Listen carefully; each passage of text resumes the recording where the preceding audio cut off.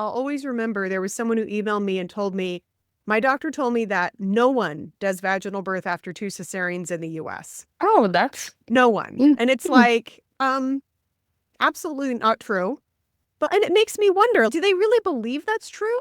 Or are they saying it because they just want you to consent to another C-section? Hello, and welcome to the VBAC Facts podcast. I'm Jen Camel, VBAC Facts founder. And since 2007, our objective has been to share accurate information on vaginal birth after cesarean and repeat cesarean to parents, professionals, policymakers, and the court, so all decisions can be informed, ethical, and just. Today we have with us Laura Stimson, and she's going to share with us her incredible, victorious hospital vaginal birth after 2 cesarean story. Welcome, Laura. Hello. Thanks for having me. I'm excited to be here. I am too. So what our viewers don't know is that we've already recorded this interview once. Yes. And we had a variety of technical difficulties, and it was so frustrating because it was such a great interview. And we were both like, oh my gosh. So here we are for part 2, acting like we're doing it for the first time. Exactly. Yep.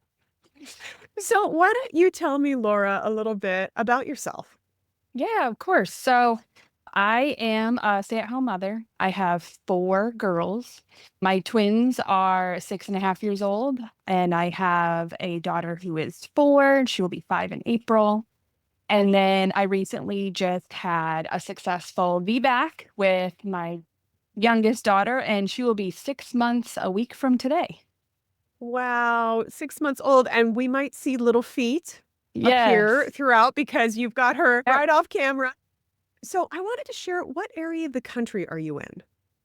Yeah, so I am in Downriver Detroit, we like to call it, which just means that I am right outside, south of Detroit. So it's very cold here. We have lots of snow, and we're inside a lot just trying to survive and wait for spring. How would you describe the VBAC climate in your area? Definitely in the Metro Detroit area, it is not commonly accepted, at least after 2 cesareans. I found in my local hospitals and my local clinicians that I was not able to try for a VBAC in my area. So I actually had to travel 45 minutes to an hour to birth at the hospital who would accept me as a patient to have a vaginal birth after 2 cesareans. Wow. Okay, so I want to back up a little bit, and I want to talk about what were the circumstances of your C-section. So let's start with your first birth. I mean, was a C-section even on your mind when you got pregnant? No. I mean, honestly, when I got pregnant, I was just filled with joy and excited, and I wasn't even thinking about the process of birth. I really knew nothing about it. Just assumed that you just go to the hospital and the baby comes out and everything's grand. When I found out it was twins, that still didn't change. I just remember going to my OB appointment, and he sat me down. He said, "Congratulations, you're having twins. I should have known that because I could see your hormones level were extremely high compared to singleton pregnancies." He's like, "Are you doing okay?" I was like, "Oh, I'm so excited." I was pumped. Me and my husband were both pumped. And he was like, "So I just want to let you know that with twin pregnancy, my policy is that I only do C-sections because I want a safe mommy and healthy babies." And I was kind of like, okay, that sounds good because that is also what I want. And I didn't think anything about it. With my pregnancy, we were all healthy. The 20-week ultrasound went well. And at 34 weeks, my water broke and both of my babies were breached. I went to the hospital and they were unsure of whether or not I was really in labor. I tried to tell them that I was. And when I got in there, they checked me and they're like, "Oh, yes, you're in labor. You're 4 centimeters dilated. You're going to see these babies within an hour." I signed some paperwork. We went in for a C-section. They both came out healthy and screaming, but because they were early, they went to NICU. And my recovery after that C-section was fairly well. I was treated very well. I unfortunately was not able to see my babies for many hours after birth due to them having difficulty breathing and being so early and preemie. I had both of them around 3:30, and then I have videos and pictures meeting them for the first time around 1 a.m. So Wow. that was definitely hard for me. And seeing them in NICU, I mean, if you NICU mothers are listening, you can understand this. Trying to show your love and just show that you are their mother and you are there for them just by reaching your hand into their little incubator just to let them know you're there is Yeah. really, really difficult. But I am very thankful for that hospital and the doctors and the nurses, and we had a great experience. And after 11 days of being in NICU, they came home and they're both now 6 years old and thriving. So I'm thankful for that. After that C-section, did anyone say anything to you about, well, next time did they plant the seed for a VBAC, or were they telling you repeat C-section, or did no one say anything? I always knew after first cesarean that a VBAC was an option, Okay. but I wasn't real sure that is something that I wanted. I specifically remember someone coming alongside me being like, it's harder for you to have a vaginal birth after a C-section. And what if you go through all that labor and they still have to have a C-section? Do you really want to be tired and not feeling well and just going through all of the toils that that has with your second one? And so I was really weighing, is this something that I really want to do, or do I just want to show up, have a C-section, and have my baby? Because that's what I was familiar with. So then when you got pregnant, did you have an idea what you wanted with that second pregnancy? Yeah, so I was hoping to do a VBAC. I've actually talked to my OB about it, and he was on board. We were on the same page saying that I was not comfortable being induced. He said that he would not let me go after 40 weeks. So if I were to enter labor on my own before then, he would be more than happy to assist me with a vaginal birth after the twins. Did the 40-week timeline, did that mean anything to you? Did that make you concerned at all? Did you have any thoughts about it? At that time, it did not. I was not as educated as I needed to be. I just thought I was going to go in and I was like, oh, my water could break just like it did with the twins. And I'm going to go in and I'm going to have a baby and everything's going to be grand. Yeah. Yeah. So I had my second C-section in April of 2020, and 2020 came many different obstacles. Yeah. So a lot of things changed between my birth plan and what I wanted. I decided that advocating for a VBAC was not as important to me as advocating to be able to have my husband with me during birth, Mm. to make sure that I was safe in a hospital, to make sure my baby was safe, to make sure I didn't have Yeah. COVID to transfer to my baby. I mean, at that time in April, we're only 4 or 5 weeks into COVID. We had no idea of the impact it could have on me, my husband, my baby, the nurses, the doctors. So that Yeah. was the most important thing to all of us. We scheduled a C-section at 39 weeks because my OB was leaving or busy or something. So he's like, let's just pick a date. And so at 39 weeks, I went in and had a C-section. Everything went well, but the recovery was awful for me. Just being put into a hospital room that was empty. The nurses that would come in, they were in like hazmat suits. I felt very isolated. I couldn't have any guests.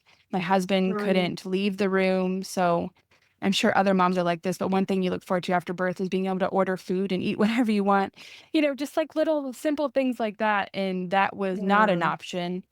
Being COVID and the hospital policies, they kept me in bed with a catheter in for 24 hours after Yeah. the C-section, which, looking back on it, I was like, that was not best. I should have advocated for myself to get up and out of bed and moving when I felt like I could. And I think that really hurt my recovery. I wasn't able to care for my baby like I felt like I needed to. I also have video footage of me meeting my baby about an hour and a half after she was born. So that golden hour to establish the connection and the breastfeeding, just our relationship was not able to be had. My husband was not able to cut the cord, which he wanted to. Just all those things that I was hoping I would have weren't able to happen for one reason or another. They just didn't happen. Yeah. I also found out by the time I got home that I had staples to keep my Mm. incision together, which was not my choice. I had two different incision lines and it wasn't pretty the way that I was put back together. Mm. And I just wasn't happy with that whole experience. And I knew that birth could be different. And that's when I really started to ask the questions, to do the research, and really look into making sure that my next birth experience would be better for me, my husband, and my baby. And so at that point, did anyone say to you, do you want any more children? It took me a while to heal after that. So I have a 4.5 year age gap between that birth and this one. I thought I was done having children. I didn't want anything to do with it because I just felt horrible and I wasn't able to be a mom to my 21-month-old twins and my newborn Mm. because I was in so much pain. The recovery was bad. The hormones were bad. The breastfeeding experience were bad. It just took me a while to open up to even continuing to have more children after that. Yeah.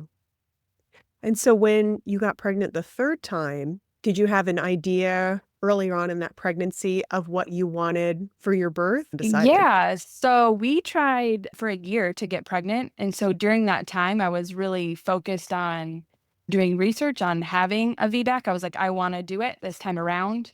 When I told my OB that I wanted to get off my birth control at just my annual, that I wanted to have another baby and try for a vaginal birth, that was when he looked at me and said, oh, no, we don't do that. It's Mm. not safe for you to have a vaginal birth after 2 C-sections. That's where we cut you off. You should have done it with your other one if you wanted to. And Mm. that was something I didn't really realize, that there's going to be a cutoff date. You can only have so many before you try. I Mm. remember coming home really discouraged. I started doing my own research. I started talking to other moms, started finding Facebook groups, and I realized that that's not true and that Yeah. you can have successful VBACs even after 2 cesareans. Yeah. Yeah. The whole idea of doing your own research, sometimes people put kind of a little side eye to that because it's like, how can you question the doctor and do your own research? What kind of crazy rabbit hole are you going to fall down? But the reality is, when we talk about VBAC, there is a distinct difference between what national guidelines and the medical evidence says and what many parents are advised. And it's Absolutely. unfortunate, many people have a hard time getting that from their clinician, and they have to go and be their own advocate and find that information in order to really understand their options. Yeah, which is unfortunate because being a pregnant mother, it's so much mental work and Yeah. mental heaviness trying to advocate for yourself and what's best. And you Yes. wish that the professionals who have done it would just come alongside you and be an encouragement. Yeah. So, did you decide to stay with that clinician for this pregnancy, or did you look elsewhere? No, definitely after that appointment, I was like, this is not the clinician for me. Yeah. So I ended up talking to some mom friends just to say, hey, where did you give birth? What hospital did you go to? Did you like it? How was your recovery? How were you treated in the hospital? Were you listened to? And every story that I liked that had a good experience was at a different hospital, which was U of M, Mm. Michigan, in Ann Arbor.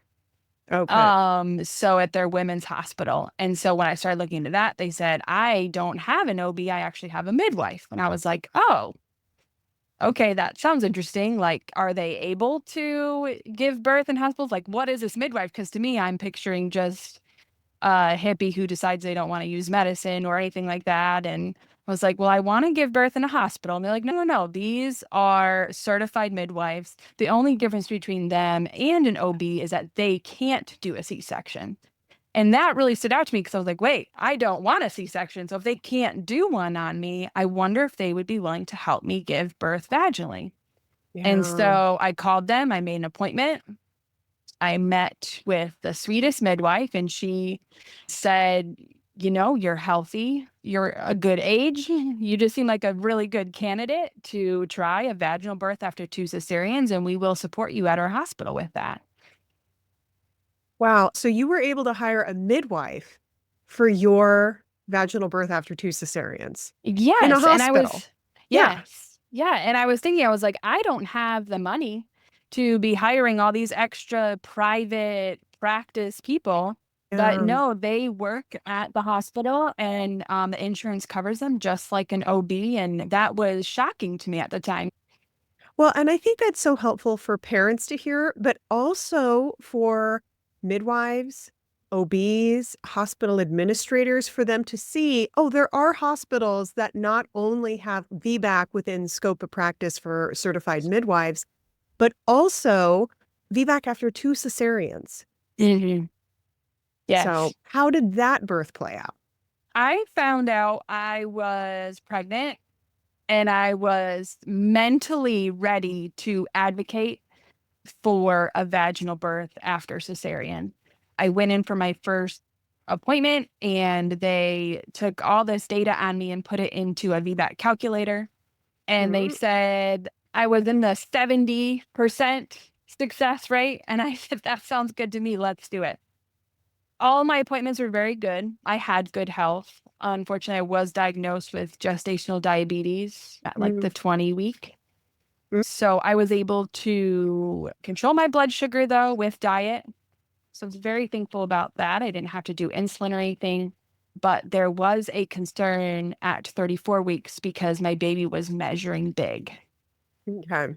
And that was when it hit me really hard that my goal and my dream for me and my baby to have a VBAC could be taken away from me because of that diagnosis of having a big baby. So what happened then? I basically knew I was going to have a big baby. All of my babies have been big at 39 weeks. My third child, my second pregnancy, she was 8 pounds, 11 ounces. And my twins, being at 34 weeks, they were 5'11" and 6'4". So I knew I Okay. was going to have a big baby. So I tried to talk to my midwife. I was like, I'm going to go in there and just say, I am okay giving a vaginal birth with a big baby. My body was created to have a big baby. It's not a problem for me. I'm okay with this. And so I was ready to do that, but I had a video chat with an OB before this who then brought up the scare of shoulder dystocia and how vaginal birth might not be best for me because of the risk. They said it's not necessarily that your baby's measuring big, but it was the measurement of the chest to the head. And that's what they were worried about, whatever that ratio was. I'm not real sure. So when they told me that my baby was at risk for shoulder dystocia, I went home and started doing research. I went to evidence-based birth, and I found that shoulder dystocia was not something that was necessarily big baby related or VBAC related. Anyone and any baby can have this difficulty. And that was encouraging to me because I was like, okay, so this can happen to anybody, which means that clinicians should be trained to be able to handle this. And so with that information, I was like, okay, so why are we canceling my VBAC because of this scare?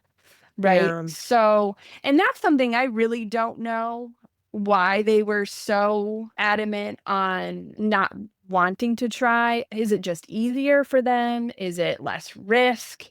I still don't know to this day why the OB was just adamant on me not having a vaginal birth. I mean, what's your experience with that? What are your thoughts on why are clinicians so scared to do VBACs when the data shows that it's doable? There are multiple layers to that question. One is just fear, and that fear comes from a variety of places. That fear can come from how they were trained during medical school. There is a medical school by me. I've talked about this quite a bit. There is an instructor there who teaches medical students that VBAC is dangerous. And Mm. so we have medical students right now in 2025 being taught VBAC Wow. is dangerous. So when you learn that so Mhm. early in medical school, I mean, that's Mhm. absolutely going to color how Mhm. you engage with the topic of VBAC your entire career, unless you encounter Mhm. someone else who you view as credible or more so than your medical school professor, or they come across ACOG's VBAC guidelines and maybe they actually read it and they think, oh gosh, this is completely different than what I was taught in medical school. So that's one. Two is the social pressure from other clinicians in their community, in their practice, in their group. There is a lot of fear about VBAC. That fear really comes from the risk of uterine rupture, and even more so, the chance that they might be sued in the event of an adverse outcome.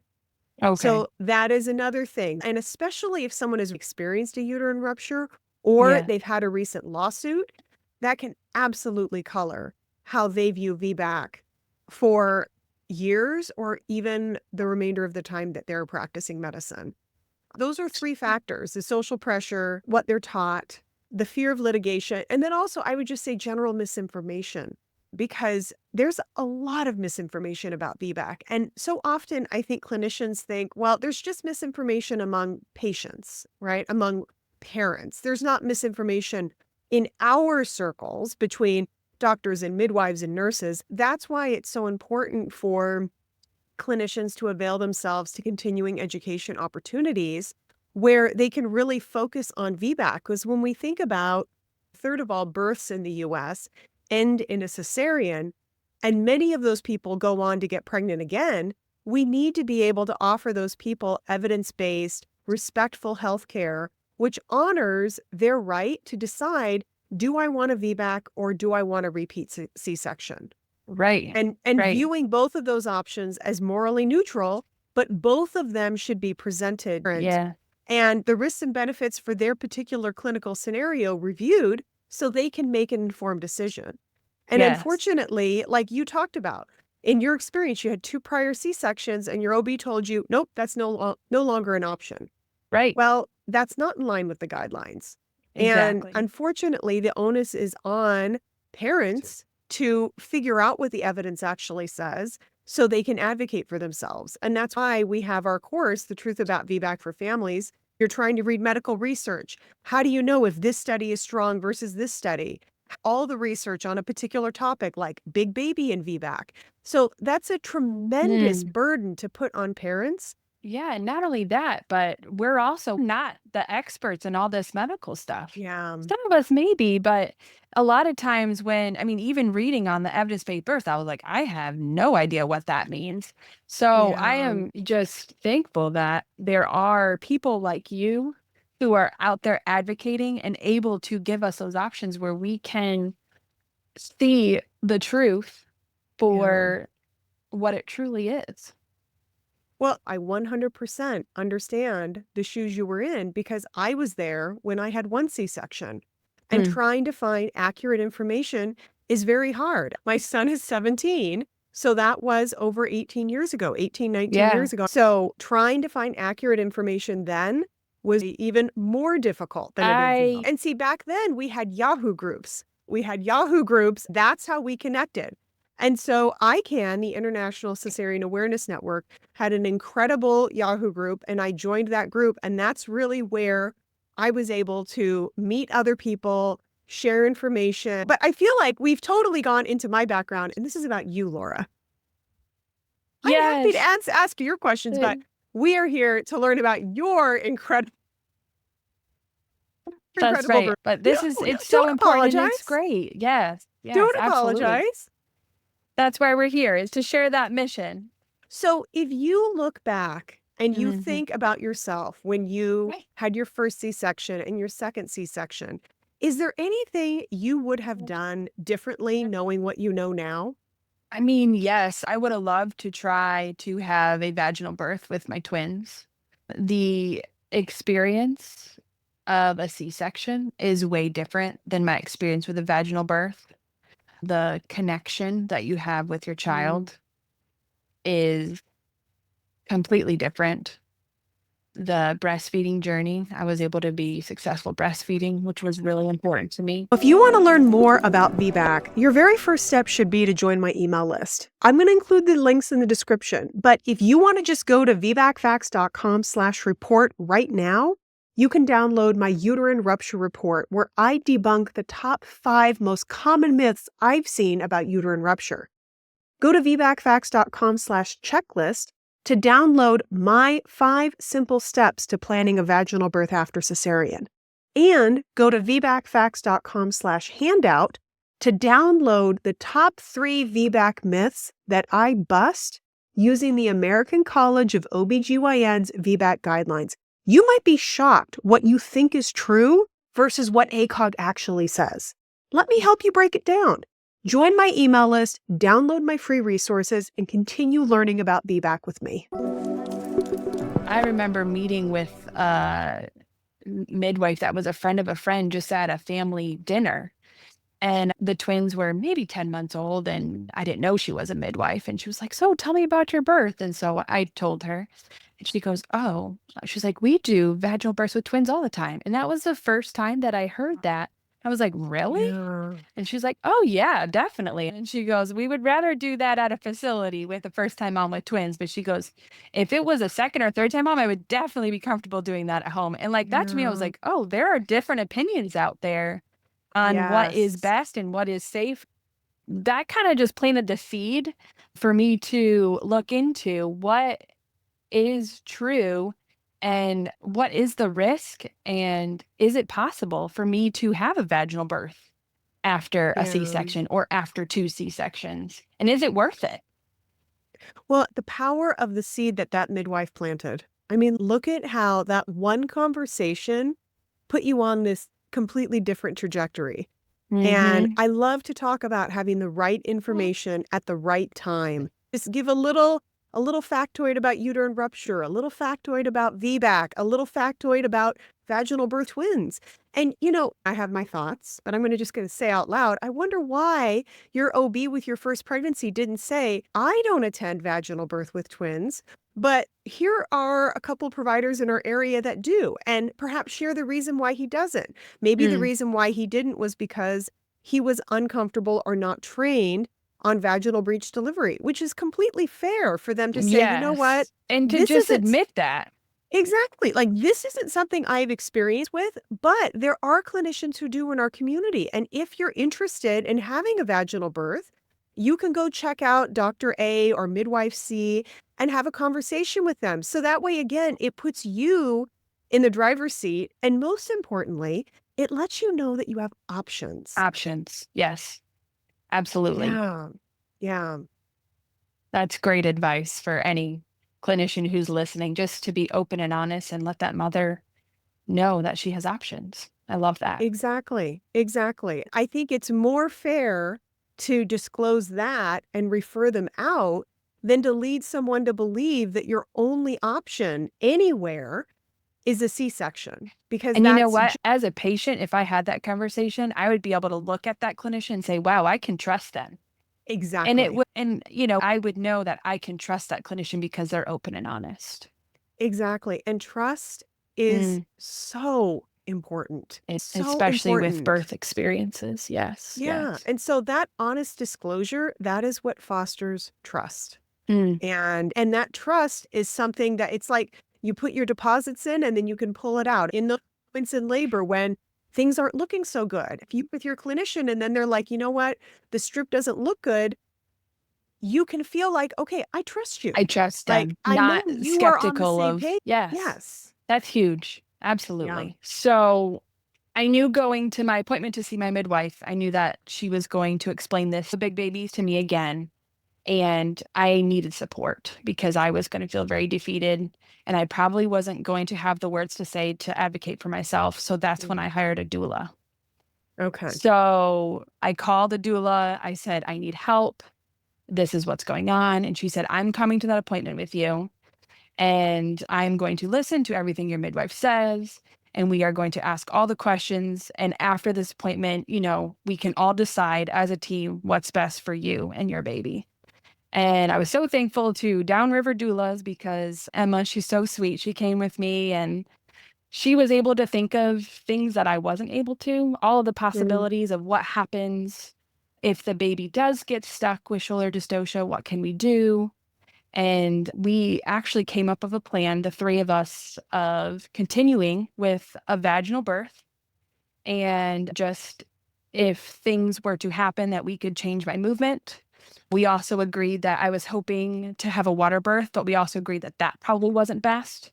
So that was one thing that I gave up, just so in case we do need more hands-on to help the baby, I would be in a safer place besides being underwater where they wouldn't be able to help me as quick as they felt like they needed to be. So those were like the two things. I was like, okay, so they really want me to change positions quickly if they tell me to, and I can do that. And they don't want me to give birth in the water. I can do that. We went on with the plan to continue my vaginal birth. which I was very thankful for. So during your whole journey, did your family or friends have any comments or thoughts about you planning a VBAC, and how did it impact you? I told my husband first, and he was very supportive. The only thing was he didn't know that much about it, so it was Mm, kinda like, "Let's do it, but I don't really know how to support you in the way that you need," and that was another reason why I felt it was very important to get a doula in there, not only for me and my baby, but also yeah. for my husband, and he was more comfortable with that too. My family was supportive. It would be just like side remarks from friends or Mhm. acquaintances that would be Mhm. like, "Well, vaginal birth isn't easy either." And, just things like that. We're like, "Okay, whatever." So, but for the most part, my community was very supportive, yes, which was helpful. Yeah, that is wonderful. Yes. Especially when I told them I was going to U of M, which has a great reputation in our community. So that was definitely helped me feel more comfortable and my loved ones around me. Well, and I can't help but wonder how many seeds you planted in sharing your story when you were pregnant, and how many seeds you're going to plant now in sharing your story here with not only Yes. parents, but also clinicians, to let them know that this is something that's possible and happens. Yes. Did anyone ever talk to you about intended family size when you had your first or second C-section? No, that was never a conversation I had with my clinicians. Or anything about placenta accreta? Were you ever talked about the risks of C-sections just in general or long term? No, they don't discuss the risk of C-sections with you. No. Okay. The only risk of C-sections that I knew was from your Instagram page, to be honest, which I was so Yeah. thankful for because I was like, wait a minute. So with that information, I was able to really balance the risk of a C-section and the risk of a vaginal birth to see which one I wanted to choose because both of them are risky, absolutely, and they both could have bad outcomes. So just to be able to see the data on that and with that truthful information, I was able to really choose what was best for me and what was best for my baby, which is what was most important. Based on your experience, what would be your biggest pieces of advice to give someone who's pregnant after one C-section and wants a VBAC? If you wish to have a VBAC after a C-section, you can definitely do it, and it can be a good experience. You just need to surround yourself with a support team. You need to find a clinician that supports you. And if you feel like that is best for you and your baby, you can definitely do it. Absolutely. And what about after two C-sections? Does that advice change at all? No, no, not at all. I've heard so many stories of successful VBACs after two, after three, and even after four. Yeah. So, look for those success stories. And now the beauty of social media is you can go to Facebook and type in VBAC stories and join all these groups of real mothers and their success stories that they've had. And those are empowering as well. So Yeah. you can definitely have a vaginal birth after multiple C-sections if that's what you feel is best for you and your baby. Is there anything you wish you knew when you were pregnant after one or two C-sections? I wish I knew that a VBAC was in my future. Yeah. A successful VBAC, I should say, because, I wish I had that glass ball that you could be like, "Oh, this is gonna be my future," and that it was possible to do it. Have your C-sections impacted how you engage with healthcare? Absolutely. So, my first one, not so much, but when you have a bad experience with healthcare, you start to ask questions. And I think that was the turning point for me was the bad experience and seeing that birth really could be a good experience. So that whole situation impacted me and knowing that healthcare providers unfortunately don't always have what's best in mind for you. Yeah. And with that knowledge, I now am very critical of who I choose to take care of not only my health, but more importantly, my children's health, because I am their only advocate right now. What's the most important thing that you want people to know when hearing your story? The most important thing would be that the purpose of this podcast and your pages and your classes and your Instagram page and your message isn't necessarily that vaginal birth is better than a cesarean, but I think the most important message is that your voice needs to be heard and that you need to be listened to. What do you want people to hear when they listen to your story? What messages or lessons or wisdom do you want them to take away? The most important thing is that a vaginal birth, if that's what you choose to have, is possible. And not only is it possible, but it also can be a great experience for you. It can be empowering and it can change the way that you view birth and the way that you view your body. How have your births changed you? You've now given birth 3 times. So how have Yes. those births changed you? My births have made me a better mother, a better person, a stronger person. I mean, I've gone through some lows of lows, and then recently I've gone through some really highs. So they've really shaped me for who I am today. They have given me more compassion towards listening to others around me when they have gone through some medical struggles, chronic health issues, being able to listen better to friends and family. And also, my births have made me stronger in being advocates for my family, being the voice for my children and protecting them. I viewed my body differently. At first, didn't think that I was able to, but after my vaginal birth, I realized, wow, my body is, it's fearfully and it's wonderfully made. And as a woman, I was created to give birth, and my body can do it. I think of when you had your vaginal birth after 2 cesareans, and I believe you Mhm. tagged me in your I did. picture. I wanted to just shout it from the top of the rooftops. And when you see that woman in that picture with her arm up in the air, and I'll include it on the video part of the podcast so people listening on YouTube can see that. When you look at that woman in that picture, what do you see? I did it. I mean, I saw that picture on Pinterest probably 3 years ago, and I saved it and saying, "This is what I want." And I would tell my mom, I mean, she was a huge support for me, an advocate, and she wanted it just as bad as I did, I think. Oh. And I remember showing it to her, being like, "I'm gonna send you this picture." And we were both crying and be like, "Yes, that's gonna happen." So when I was able to, I told my husband, I was like, I mean, that was maybe just 3 or 4 hours after giving birth. I was like, "I Wow. have to take this picture." And I posted that picture before I even, announced her birth on social media. So I think I Wow. said, "We'll be announcing Gwendolyn soon, but I've been waiting to post this for years that I did it." And my takeaway for you guys is I want the listeners to know that they can do it too. And Yes. that's the thing is I want to be that advocate and that voice for mothers, for doctors, for midwives, for doulas to support those mothers and give them that birth that they dream of because they can have it. And Laura, you are that advocate. Oh, thank you. You are. Sharing your story here, Mm, showing people what is possible.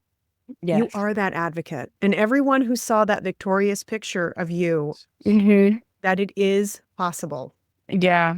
Yes. Yes, it is. And I'm so thankful. And that's why I wanted to get it out there. I sent it to my doula on her page. I sent it to you because I want everyone to know. I want mothers to experience this because Yeah. it's the most empowering. It's the most beautiful. You can't get that type of experience, that type of intimacy with Yeah. anything else in this world around us. But when you can have that birth and that golden hour after the birth, which was most important to me, it's definitely life changing in a good way. When I hear doctors talking about, well, you want this birth experience, but, I think people diminish the power of the transformation that happens when you are able to have an uncomplicated vaginal birth. Of course, there are people who have complications. That Sure. absolutely Yes, things happens. happen. Yes. Things happen. Not everything is And, under our you know, and control. hopefully my story helps them too, who've had maybe 2 terrible vaginal births and they're like, I want to try C-section. And you know what? Honestly, cesareans can also be empowering for women Yes. too. They really Yes. can. You know, what's empowering about a birth is when a mom can choose what's best for her and her baby and she's listened to. My vaginal birth did not go exactly how I dreamed it would be, but let me tell you, I felt in charge. I felt in control every step of the way, and that's where that empowerment kicks in. No matter Yes. what your circumstances are, if you are able to choose what's best for you and your baby, that's when you feel that empowerment. Yes. Agreed. 1,000% agree. Sometimes I think people post things just because it's controversial and they know it's going to make people mad. Like, you should have a vaginal birth. You should have a Mhm. C-section. Oh, there's Mhm. these wars. That's what Mhm. gets clicks and You know, attention. yeah, But the sure. reality is, the honest truth is, it's about what's right for you. Yeah, I've sat with moms who have OBs who said, you know, this is your third cesarean. We cannot do a vaginal birth. And they felt down upon that, but they're like, but I do agree with them. And I'm like, that's great. So let's find ways that you can advocate for yourself and your birth so you feel in control and you can still feel that empowerment because it is Yes, possible and you can still have a beautiful birth through a absolutely. cesarean. If you're feeling like you're hitting this brick wall, I don't want you to feel like a vaginal birth is the only way that you can feel that because, you know, that's not true either. It's advocate for yourself, find people to surround you, get the research done, and you can have that empowering birth as well. So, what's your advice to parents who say, well, I'd love to have a VBAC, but my doctor won't let me? Hmm. You know, that happened to me. And I think the easy thing to be like, well, find a different doctor. And that's not always possible, but if it is, definitely look for someone who can support you. But if it's not, there is power in numbers. And if you can find that support group, if you are able to find a doula who is knowledgeable in VBAC, if you're able to find a midwife, be an advocate for yourself, do your own research, take classes, and you will be ready. And you can have a vaginal birth even if your clinician says you can't, because they can't really stop you if your baby's coming out. Just be honest. Yeah. In the hospital, it's really up to you what type of birth you want, and it's not up to your clinician. Is there anything else that you want to share that we haven't already discussed today? Yes. So I wanted to let you know that a vaginal birth might not always be best. And this whole discussion isn't necessarily to say that a vaginal birth is better than a cesarean. But I do want to let you know if you feel that a vaginal birth is best, it is possible and it is safe and it can be a great experience for you. Yeah. I think that's a wonderful note to end on. Thank you so much, Laura, for coming on, bringing your beautiful daughter, managing her while Yes. chatting with us. You did an amazing job, attention divided with your baby right there, and I just appreciate it so much. And I know that you are going to inspire so many parents, and I would love to hear from parents and providers and clinicians who are listening today. What was your biggest takeaway? Let us know in the comments because I'd love to know what really struck your heart or struck your mind in this discussion today. So Mhm. until next time, I'm Jen Camel from VBAC Facts, and don't forget what we're about. Since 2007, our focus has been to share accurate information on vaginal birth after cesarean and repeat cesarean to parents, professionals, policymakers, and the court, so all decisions can be informed, ethical, and just. I'll see you next time in 2 weeks. Thanks again, Laura. Yay.